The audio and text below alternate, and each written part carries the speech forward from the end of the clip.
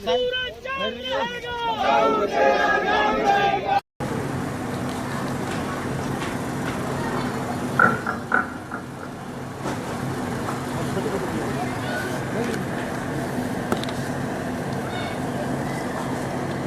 जी, मंच पर विराजमान पार्टी के सभी वरिष्ठ और कनिष्ठ साथीगण, इस सभास्थल में उपस्थित पूरे जिला के हर हिस्सा से आए हुए सम्मानित बुजुर्गों, माताओं, बहनों, नौजवान साथियों, पत्रकार और छायाकार दोस्तों और इस कृषि प्रधान देश के उज्जवल भविष्य के बच्चों, आज स्वर्गीय चौधरी देवीलाल जी के पवित्र जन्म दिवस के उपलक्ष्य में हम उनकी सारी विचारधाराओं को समझे, जाने, पहचाने और उनके दिखाए हुए रास्ते पर चलकर इस कृषि प्रधान देश के किसान और मजदूर को ज़्यादा से ज़्यादा सुविधा मिले, ये निर्णय लेने के लिए हम यहाँ एकत्रित हुए। 25 सितंबर को स्वर्गीय चौधरी देवीलाल जी के जन्म दिवस को हम देश के किसी एक हिस्से पे मनाया करते थे और सारे देश के लोग उसमें एकत्रित होते थे, अपार जनसमूह होता था। लेकिन अब ये कोरोना नाम की ऐसी बीमारी फैल गई जिसकी आड़ लेकर के सरकार ने हम लोगों के बीच में बैठ करके हम अपनी तकलीफ़ों पर विचार विमर्श करें, इस पर पाबंदी लगाने का काम किया। इसलिए हमने एक निर्णय लिया कि हर जिला के एक गांव में समूचे जिला के लोगों को एकत्रित करके उनसे विचार विमर्श किया जाए। इसलिए आप सबको यह निमंत्रण देकर के हमने बुलाया, आप आए, मैं आपका आभार व्यक्त करता हूँ। मेरे गांव में मैं आपका स्वागत करता हूँ।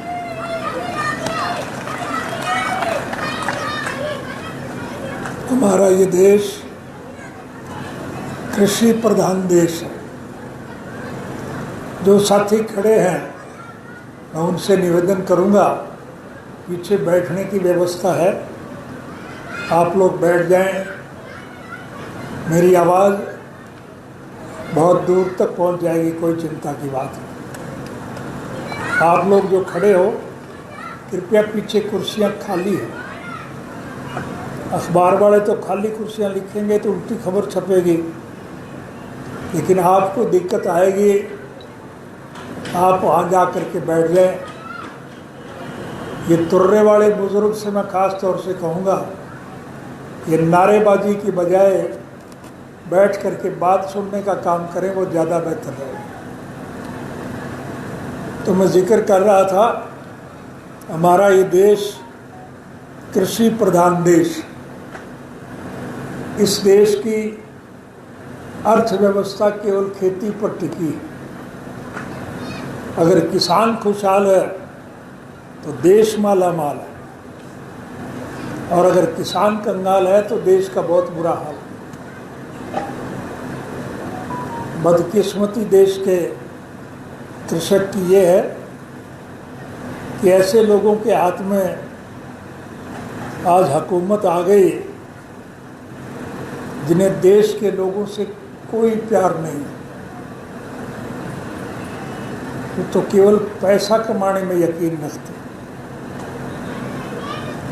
सामाजिक दृष्टि से हमारा देश समूचे विश्व एक ऐसा अग्रणी देश है जो हर गरीब के दुख दर्द में तकलीफ उठा करके भी भागीदारी करने का काम करता है। इस कोरोना की बीमारी की वजह से जहाँ लोगों को कोई दिक्कत आ रही है, उनको हरेक प्रकार की सुविधा प्रदान करना सार्वजनिक संस्थाओं का काम है। चाहे मंदिर है, मस्जिद है, गुरुद्वारे हैं, और चाहे सार्वजनिक तौर पर लोगों के हितार्थ सारी सुख सुविधा प्रदान करने की योजनाएं लोगों ने बनाई हुई है। आप इसी से अंदाज़ा लगा लो कि जो सेवा लोग करते हैं, उन लोगों की तरफ से जो धनराशि खर्च की जाती है, जो सामान मुहैया किया जाता है, सरकार में बने हुए लोग उस सामान को अपने खाते में डालकर सरकारी कोष से वो पैसा लेकर के अपने जेबों में डालने का काम करते हैं। इससे ज़्यादा लूट का काम क्या?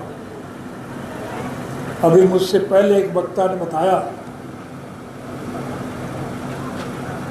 कि हमारी सोच के मुताबिक बच्चे स्कूल में जाएं, हर बच्चे को स्वर्गीय चौधरी देवीलाल जी के शासनकाल में 1 रुपया प्रति बच्चे को दिया जाता था, ताकि उस पैसे की लोभ में बच्चा स्कूल जाए, शिक्षा ग्रहण करे और शिक्षा प्राप्त बच्चे को आगे अपने भविष्य को बनाने के लिए नौकरी का साधन मिल सके। और इस मौजूदा सरकार ने उन स्कूल में पढ़ने वाले बच्चों को सुविधा प्रदान करने के बजाय उनसे भी 5 रुपये महीना टैक्स लगा करके वसूल करना शुरू कर दिया। स्कूल बंद पड़े, अस्पताल बंद पड़े, बाजार बंद पड़े, कारखाने बंद पड़े। हर वर्ग का आदमी आज परेशान है, चाहे वो कारखानेदार है, चाहे मजदूर है, चाहे दुकानदार है, चाहे कर्मचारी है, चाहे किसान है या कमेरा है। आज सबकी हालत बहुत दयनीय है। और मुझसे पहले वाले वक्ताओं ने बताया, उस दयनीय हालत को और ज़्यादा दयनीय बनाने के हिसाब से अभी केंद्र की सरकार ने 3 ऐसे कानून पास किए जो किसान को पूरी तरह से बर्बाद करने का काम करे। उसका कोई विरोध नहीं हुआ और उस पर कोई वोटिंग नहीं हुई, फटाक से वो पास कर दिए गए। अब उसकी मार जो है वो सबसे ज़्यादा किसान पर पड़ेगी, किसान बर्बाद हो जाएगा। इतिहास गवाह है इस बात का कि महाभारत में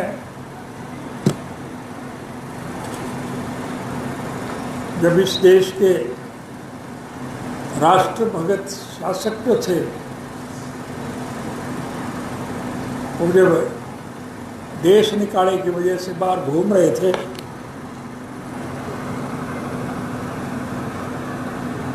तो खास तौर से पांडव जो थे, वो जब गांव में घूमते थे, एक गांव में उन्हें जाने का अवसर मिला। उस सारे गांव में एक, उसे राक्षस कहते थे, राक्षस नहीं था, एक लुटेरा था। और उस लुटेरे की वजह से सारा देश परेशान था। और उस लुटेरे ने एक फैसला किया हुआ था कि मुझे जो कोई खाना देगा मैं उसे कुछ नहीं कहूँगा, उसका खाना खा लूँगा और उसे भी खाऊंगा ताकि दूसरों को कोई दिक्कत ना आए, गांव सारा बचा रह सके। इसलिए उस राक्षस ने एक नीति बनाई हुई थी और उसका परिणाम ये निकला कि समूचा राष्ट्र यथावत दुखी हो गया। और दुखी लोगों को कैसे आराम मिले, इसके लिए एक निर्णायक लड़ाई लड़ी गई। और दुखी लोगों ने इकट्ठे होकर के जब संघर्ष किया तो फिर उनकी मनचाही सरकार बनी थी। ये हालत मेरी उम्र के लोगों ने खूब अच्छी तरह से देखी है कि इस देश में अंग्रेज का जब राज था तो सारे देश के लोगों को आतंक का सामना करना पड़ता था। उस वक़्त स्वर्गीय राष्ट्रपति महात्मा गांधी जैसे लोगों ने जनमानस को सुविधा प्रदान करने के लिए जन आंदोलन शुरू किया, संघर्ष करके एक लड़ाई लड़ी। और उस लड़ाई में लाला लाजपत राय जैसे लोगों ने कुर्बानियाँ दी।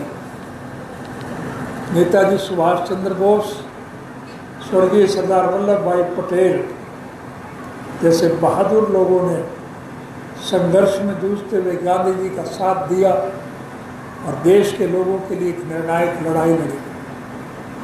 शहीद आजम भगत सिंह, राजगुरु और चंद्रशेखर जैसे लोगों ने कुर्बानियाँ दे करके देश को आज़ाद कराने का काम किया। अंग्रेज़ की सरकार गई, अंग्रेज़ इस देश से गया, इस देश के लोगों के हितार्थ सरकार बनी। अच्छे लोगों के हाथ में जब सरकार आई तो लोगों को अनेक प्रकार की सुविधाएं मिली थी। किन लोगों ने क्या कुछ किया मैं उसमें नहीं जाना चाहूँगा, आपका समय खराब नहीं करना चाहूँगा। स्वर्गीय चौधरी देवीलाल जी ने गरीब किसान और मजदूर के हितों की रक्षा के लिए जो संघर्ष किया उसकी मिसाल दुनिया में मुश्किल से मिली थी आपको। इसीलिए उनको हम याद करने के लिए वक्तन फवक्तन उनका जन्मदिवस हो या उनकी पुण्यतिथि हो, हम इकट्ठे होकर के उनको याद करते हैं और इस उम्मीद के साथ लोगों से बातचीत करते हैं कि हम उनके नक्शे कदम पर चलें ताकि देश स्वाभिमान से अपना जीवन बसर कर सके और इस देश का मेहनत कश किसानों का मेरा अच्छे जीवन व्यतीत कर सके, देश का भविष्य उज्जवल बन सके। ये हमारी एक सोच है और उसी सोच को सिरे चढ़ाने के लिए हम सब लोग उनके जन्मदिवस पर इकट्ठे होते हैं और उनको याद करते हैं ताकि उनके नक्शे कदम पर चलते हुए हम भारतवर्ष के भविष्य को उज्जवल बना सकें। 4500 साल तक जिन लोगों ने संघर्ष करके देश को खड़ा किया, देश को मजबूत बनाया, देश को सम्मान और गौरव प्रदान किया, आज उस देश की हालत बहुत दयनीय। उस दयनीय हालत को फिर से हम ठीक कर सकें, इन हालात को बदल सकें, अच्छे लोगों के हाथ में देश की अनानी हुकूमत आ सके। इस सब के लिए हम स्वर्गीय चौधरी देवीलाल जी के जन्मदिवस पर इकट्ठे होकर उनको इसलिए याद करते हैं ताकि उनके दिखाए हुए रास्ते पर अगर हम चलेंगे तो निश्चित रूप से भारतवर्ष का भविष्य उज्जवल होगा और इस देश के निर्माता विशेष रूप से कृषक समाज के लोग जो हैं वो नए सिरे से देश के लोगों को सम्मान प्रदान कर सकेंगे। इस सब के लिए आप सब लोगों को निमंत्रण दे करके यहाँ बुलाया, आप आए, मैं आपका आभार व्यक्त करता हूँ और आपको ये विश्वास दिलाना चाहूँगा कि हम आपके अधिकारों के लिए हर कीमत पर हर वक्त आपके साथ रहेंगे, संघर्ष में जूझते रहेंगे। और मैं वायदा लेकर के जा रहा हूँ जो लड़ाई अब हम लड़ने जा रहे हैं, किसान के अधिकारों के लिए हम जो लड़ाई लड़ेंगे उस लड़ाई में इतनी बड़ी कुर्बानी देनी पड़े, ओम प्रकाश चौटाला अगली कतार में आपके साथ खड़ा आपको मिलेगा। मैं आपसे उम्मीद रखता हूँ कि आप सब लोग स्वर्गीय चौधरी देवीलाल जी के दिखाए हुए रास्ते पर चल करके देश के सम्मान और गौरव को बढ़ाने का काम करेंगे। ये मुझे पूरा विश्वास और भरोसा है। आज समूचे देश के लोगों की निगाह आप पर लगी। लोग इस शासन से दुखी हैं, परेशान हैं, लेकिन वो चिंता में है कि 5 साल और कैसे कटे। इसलिए अब आपको 5 साल काटने की आवश्यकता नहीं रही। हरियाणा प्रदेश में एक विधानसभा का उपचुनाव होगा और उस उपचुनाव के परिणाम से देश की नहीं समूचे विश्व के स्तर पर राजनीतिक बदलाव आएगा। इसलिए आप सबसे निवेदन करूंगा कि आप सब लोग एक एक व्यक्ति से संपर्क स्थापित करें, जो रूठे उनको मनाने का काम करें, जो रास्ते से भटक गए हैं उन्हें रास्ते पे लाने का काम करें। स्वर्गीय चौधरी देवीलाल जी की नीतियों से उनको अवगत कराएं, उनके दिखाए हुए रास्ते पर हम चले। ये हम सबकी एक सोच है।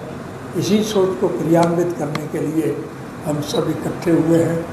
मेरे गांव में आप आए, मैं आपका आभार व्यक्त करता हूं और आपको ये विश्वास दिलाता हूं कि आपके हर मुश्किल से मुश्किल लड़ाई में हम आपके साथ कंधे से कंधा मिला करके चलेंगे। अग्रणी बन करके अगली लाइन में खड़े होकर के हम स्वर्गीय चौधरी देवीलाल जी के नक्शे कदम पर चलते हुए देश के सम्मान और गौरव को बढ़ाएंगे। ये मैं आपसे वायदा करके जा रहा हूँ। आपसे उम्मीद रखता हूँ कि आप सब लोग मिल करके एक अच्छी सरकार का गठन करेंगे। अच्छी सरकार अगर बनेगी तो निश्चित रूप से सारी सुख सुविधाएं हमें मिलेंगी और उन सुविधाओं का लाभ उठा करके हम देश का सम्मान और गौरव बढ़ाएंगे। ये हम उम्मीद रखते हैं। आप आए, मैं आप सबका आभार व्यक्त करता हूँ। आपकी कुशल क्षेम और कामना के लिए दुआ करता हूँ और उम्मीद रखता हूँ कि आपका सहयोग और समर्थन भविष्य में निरंतर हमें मिलता रहेगा। आप सबका बहुत बहुत धन्यवाद।